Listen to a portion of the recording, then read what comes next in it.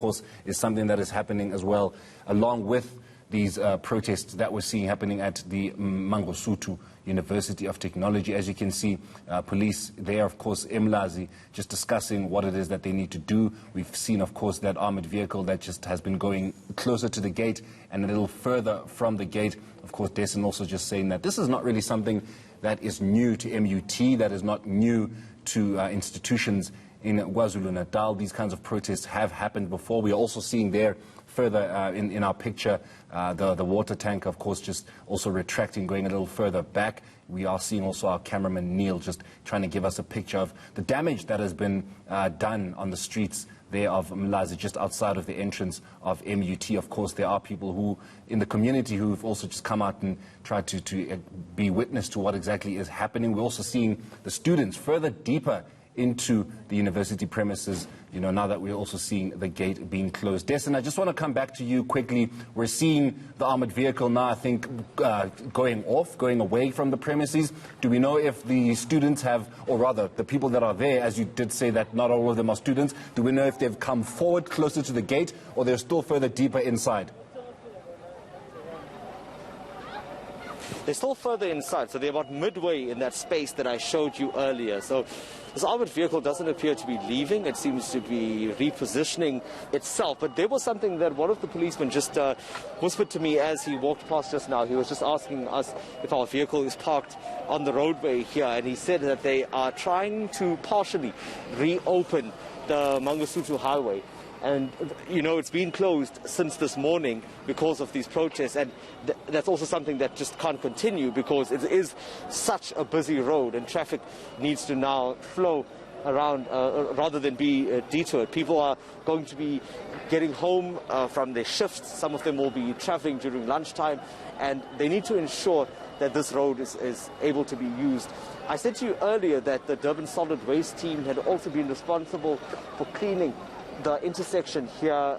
They just got rid of some of the bigger debris that was outside here. There's still a lot of wires from the tyres that were burned here. It's not completely clean, but they're working as fast as they can to get some semblance of normality back to the area and perhaps deal with the problem there. As you see now, the armoured vehicle blocking that entrance. I figure they would want to deal with the problem there and allow the general public to get back to normal out here. Do we know how long that road has been closed, Dessen? Because I know that you mentioned that some of these protests had actually started around 7 o'clock this morning, if I'm not wrong.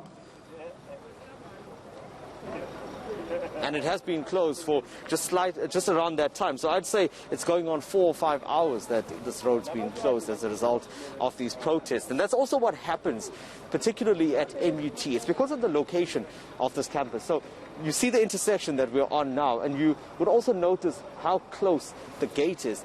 And you know, it's like history repeats itself, because whenever you cover these student protests at these different campuses, it's almost easy to identify exactly where the students are going to be, where they're going to position themselves. It's like they've done some kind of recce to find out which is the place that is going to be most practical for them to work from. And this, unfortunately, is always the intersection here at MUT that is blockaded and tyres are burnt. That's what we found when we got here in the morning.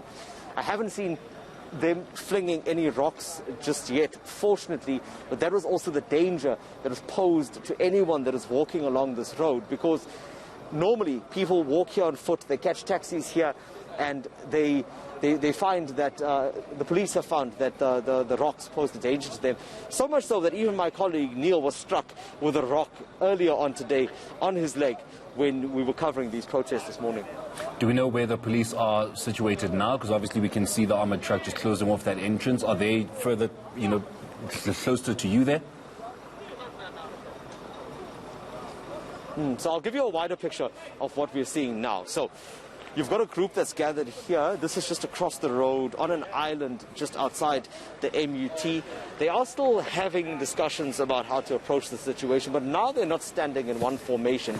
In fact, you'll see are in little groups throughout. One armoured vehicle is across the road, the other one you saw at the gate. And there are also some members of the public who have gathered, some bystanders who are just here along the pavement, even further on I saw some people watching from the banks and all just trying to see what's happening, but at the same time, I guess to a certain extent, ensuring that they don't get too close, because police had to deal with that this morning in clearing this space just for the safety of the general public. There seemed to be some hostility also, Des, and I just want to go back to an earlier incident that you yourself were involved in. There seemed to be a bit of hostility that had taken place where you were then seemingly ushered off the premises. What exactly was happening there? Yeah, so that happened earlier where a group of students were adamant that they did not want us here. But as I had reiterated to Gareth, as much as they told us to leave and not be here, it was not something that we could do. So we respected their rights not to be interviewed. But we then remained here to report on the broader story, because it goes beyond the individuals who didn't want to be interviewed. There is a greater concern, not just for the university community, but also members of the public here. But one of the reasons that we had been that close was to try to establish what their demands were, because at that point, and I guess up until now to a certain extent, is that it's still not clear. There is no formal memorandum. I pointed at a board that was being held up earlier to give you an indication of what they were trying to communicate. But that, as we speak now, is something that the university management also still does not know. Hopefully, at some point during this protest, we will be able to talk to some of those students who are not that hostile, but that's going to be a waiting game, I guess. And just before we let you go, Des, and obviously because we'd also want to check in with the health minister, traffic now seems to be back to that normality that you spoke of. Yeah, that's right. It was just something I wanted to point out to you. So you see that traffic has now started returning onto this road. Initially, they were stopped about 100 meters or 150 meters down the road, and there seems to be the resumption of traffic flow now, which is certainly a good sign.